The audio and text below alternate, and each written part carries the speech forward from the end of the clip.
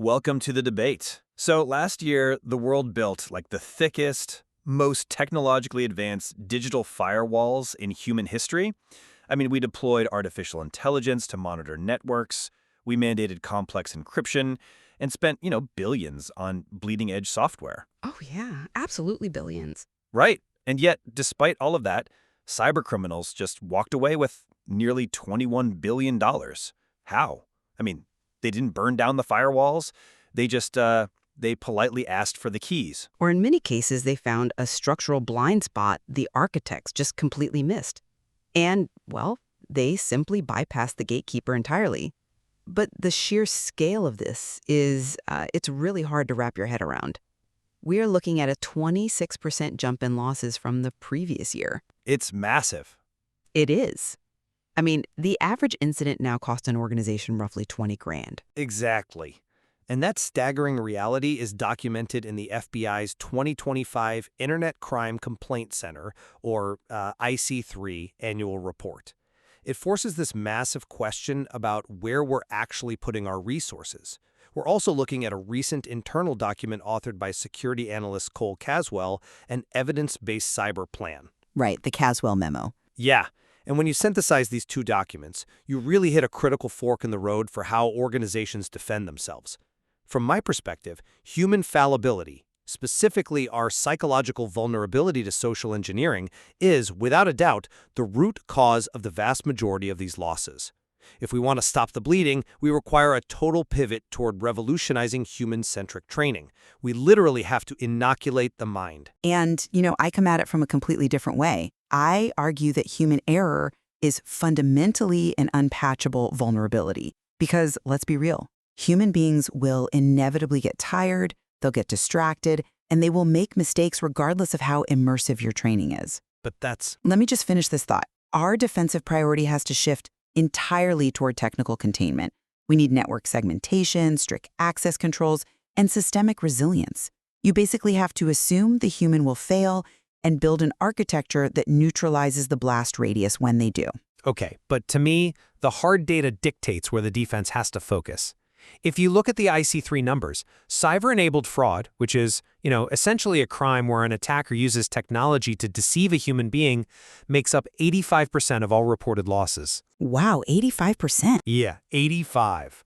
That is over $17.6 billion. And look at how those attacks actually function. I mean, investment fraud is sitting at over $8.6 billion. Business email compromise is at $3 billion. Tech support scams are taking $2.1 billion. These aren't like technical exploits. No, they're not. Right, the attacker isn't writing some brilliant, complex zero-day code to breach a server. They are manipulating human psychology.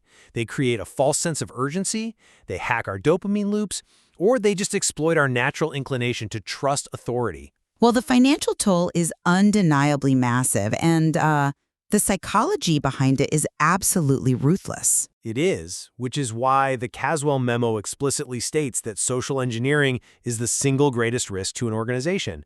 I mean, technical walls, no matter how sophisticated they are entirely useless if the employee on the inside just hands on their login credentials because, they got an email that looked like it was from their boss. Sure. My point is we don't need thicker technical walls. We need to patch the human vulnerability. And not with those awful multiple choice quizzes, but through novel, immersive tabletop exercises and interactive sandbox training. I mean, that is a compelling argument, but have you considered that relying on human perfection is just an inherently flawed strategy? I acknowledge the massive financial toll of fraud. Absolutely.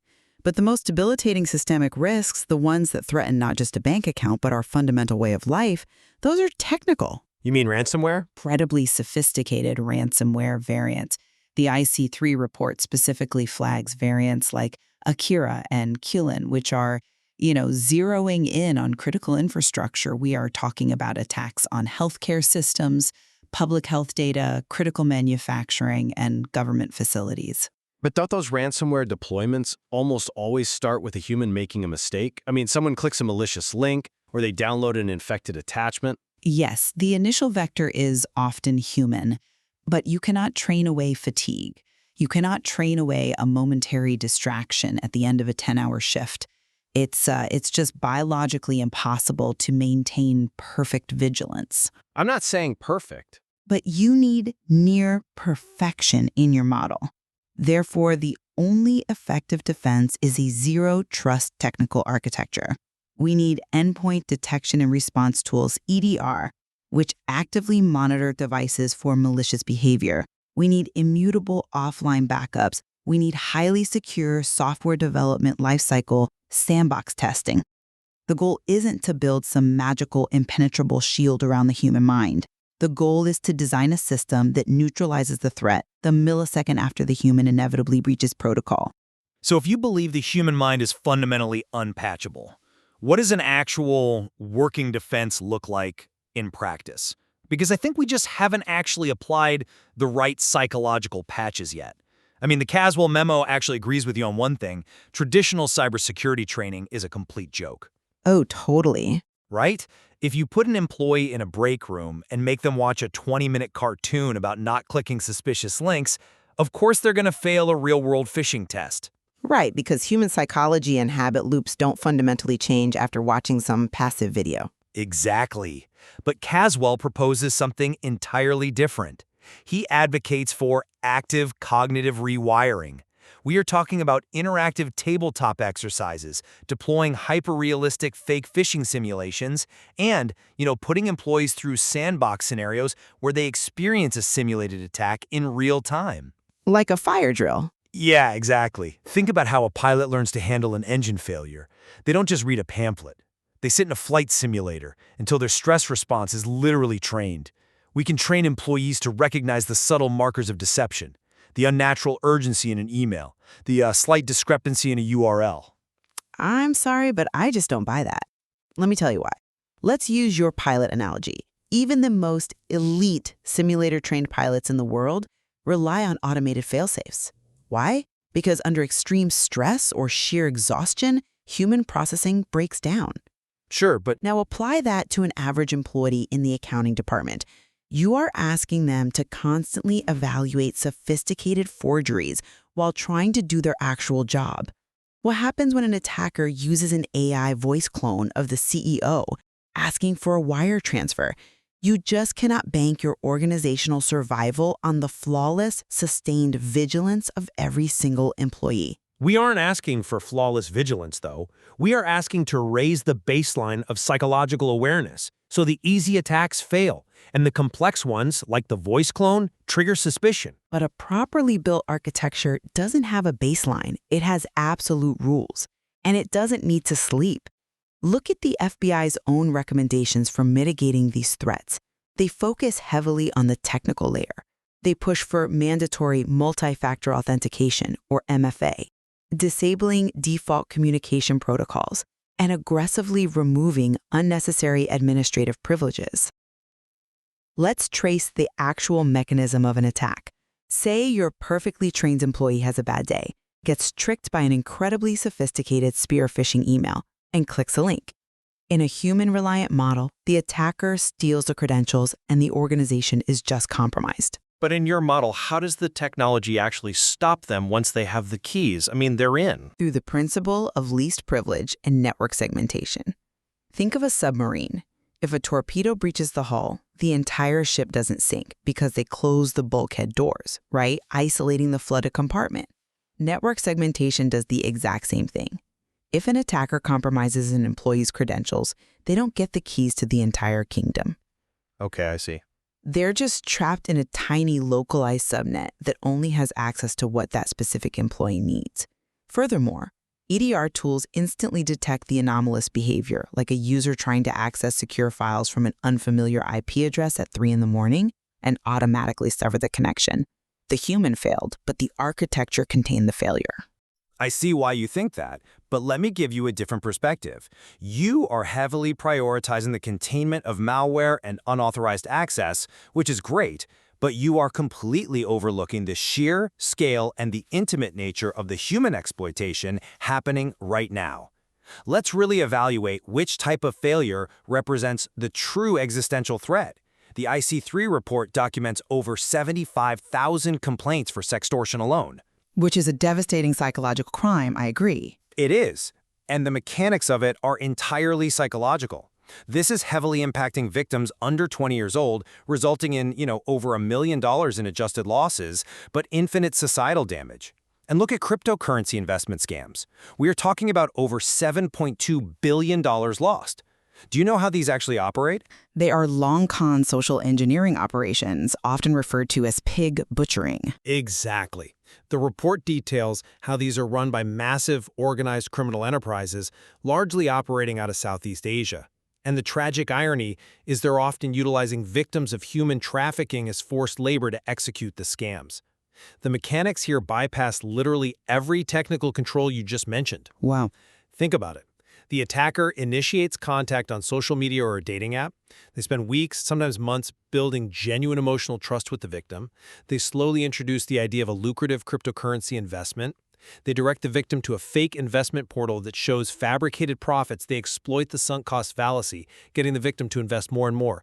When the victim tries to withdraw, they demand fake taxes and fees. There is no malware here. No, it's purely psychological. Great. There is no anomalous lateral movement for your EDR to catch. The victim is willingly, legally authorizing the transfer of their own funds because their reality has been manipulated. The raw data proves attackers are abandoning the firewall and hacking the human mind. Our defense must match that vector. I don't disagree that the human toll of those frauds is devastating. The manipulation of trust is profound. But we have to differentiate between individual financial tragedy and societal collapse. Individual losses, even at the scale of $7 billion, do not halt the functioning of a modern society. Ransomware does. But by sheer volume, ransomware is a fraction of the complaints compared to fraud. I mean, it's not even close. Volume of complaints does not equal severity of impact. The IC3 received over 3,600 ransomware complaints last year. And while the reported direct losses were roughly $32 million, the FBI report explicitly states this is an artificially low number. Because people don't report it. Exactly. It doesn't account for lost business, time, remediation services, or the fact that many major entities quietly pay the ransom and just never report the incident. When critical infrastructure is hit by variants like Ink, Lynx, Sonobi, or Bielion, we are talking about debilitating national security. What makes those variants so structurally dangerous compared to a standard virus, though? They don't just steal data. They paralyze operations. We are talking about hospitals unable to access patient records, literally forcing them to divert ambulances. We are talking about power grids or municipal water supplies being compromised.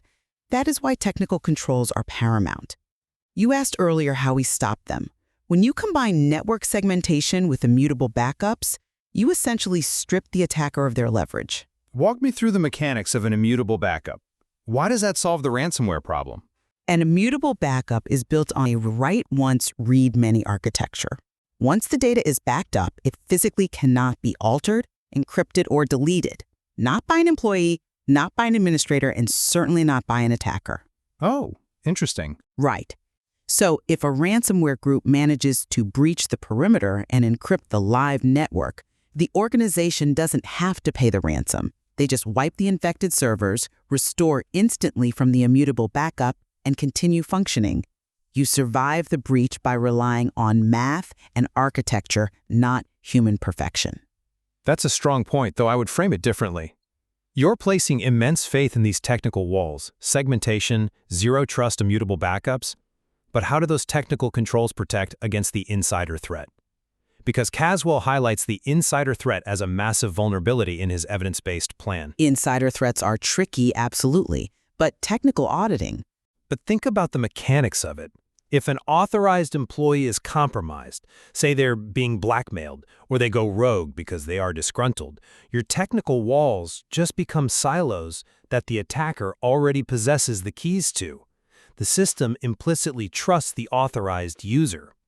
If the user is the threat, your EDR tools and segmentations are severely compromised from the inside out because the malicious action looks exactly like normal daily work until it is far too late. And that is precisely why structural technical auditing exists. It removes implicit trust entirely.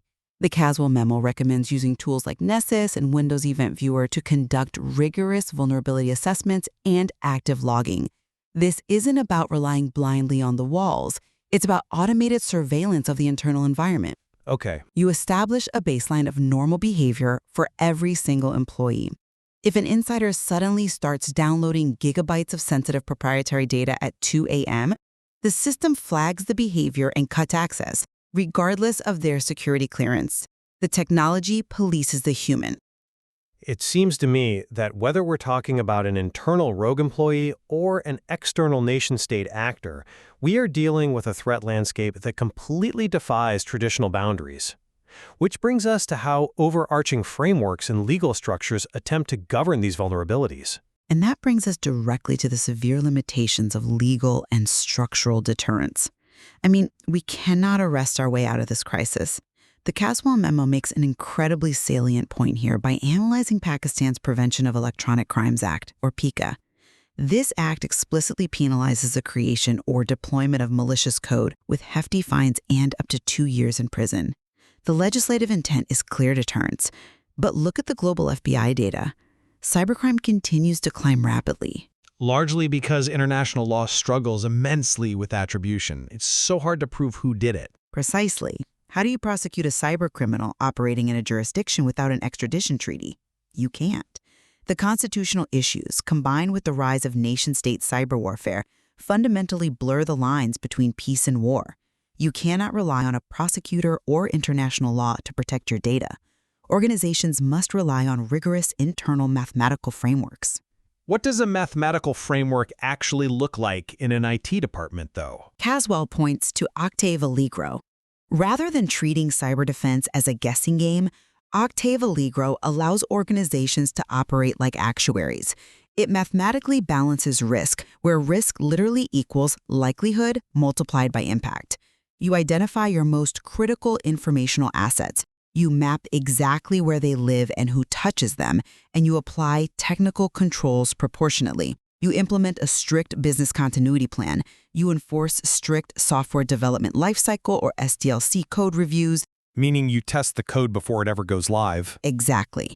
You sandbox test everything in an isolated environment to hunt for zero-day vulnerabilities or malicious code injection before deployment. You engineer the flaws out of the system. You govern the technology because you cannot govern the human. I agree entirely that international law is far too slow for the speed of a modern cyber attack. The legal deterrence is weak for sure.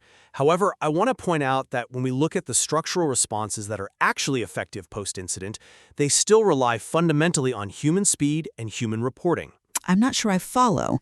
If the attack has happened, the technical logging is what catches it. Not in the case of financial fraud. Look at the IC3 Recovery Asset Team's financial fraud kill chain, the FFKC. This is a fascinating mechanism. In 2025, they utilized this process to successfully freeze funds in over 3,500 domestic incidents and hundreds of international ones. But that entire kill chain process, contacting the banks, triggering the international holds, is heavily, undeniably dependent on the victim realizing they have been manipulated and filing a complaint with the FBI as quickly as possible. The system requires an educated human to snap out of the psychological manipulation and initiate the defense. But that is a reactive measure after the funds have already left the building. You are relying on panic. It is reactive, but it is highly effective at stopping the final clearance of those funds. And let's look at another technical threat mentioned in the Caswell memo: tracking technology and spyware on mobile devices. Which is a massive technical intrusion. Yes, an attacker can use spyware to monitor a victim's location, access their encrypted files, and literally activate the camera and microphone without the user even knowing. But how does that spyware get there? Caswell specifically notes that mitigating these risks requires employees to actively verify the integrity of their emails and only download company-verified applications. Even the most robust incident response frameworks ultimately require an educated human to detect the anomaly. Maybe their battery is draining unusually fast, or their phone is running hot, and sound the alarm. If the human doesn't know what the subtle markers of spyware look like, the technical response team is never alerted. I hear you, but expecting an average employee, who Caswell notes is often not computer savvy, To reliably identify highly sophisticated, stealthy spyware running silently in the background of their mobile device is, frankly, incredibly optimistic. The burden of detection must remain on automated logging and continuous technical scanning, not on the untrained human eye noticing a battery drain. Well, we've unpacked a tremendous amount of data today from both the IC3 report and Caswell's framework. My stance remains that because attackers are overwhelmingly focusing their resources on exploiting human psychology, a fact proven by the $17.6 billion lost to cyber-enabled fraud, our defensive posture has to match that reality. We must invest heavily in revolutionizing human-centric training. We need to build cognitive resilience through immersive simulations, because ultimately the human mind is the final gatekeeper. And my position remains that because human fallibility is a biological constant, we get tired, we get tricked, we are susceptible to emotional manipulation, organizations must prioritize technical containment. We have to design systems that assume the gatekeeper will fail. Relying on network segmentation, immutable offline backups, and strict code review frameworks is the only way to isolate threats and prevent catastrophic cystic failure, especially when critical infrastructure is in the crosshairs. You know, as much as we disagree on the ultimate fix, you are dead right about one thing from the Caswell memo. The old model of cybersecurity training is a complete waste of time. Absolutely. Clicking through a passive slideshow once a year does not stop a sophisticated month-long social engineering attack, and it certainly doesn't stop a ransomware deployment. Not at all. The sheer scale of the crisis, losing nearly $21 billion in a single year, proves that whatever organizations have been doing up to this point is fundamentally broken. It demands a complete reevaluation of how we assess risk, both in the human mind and in the server room. The data makes that undeniable. It really forces a shift from theoretical checkbox security to evidence-based resilient architectures. It really highlights the deeply complex interplay between human behavior and digital architecture. We will leave it there for you to consider. When you look at the fortress of your own digital life or your organization's infrastructure, you have to ask yourself, where does the true vulnerability lie? Is it in the complex geometry of the firewalls, or is it in the mind of the person standing at the gate?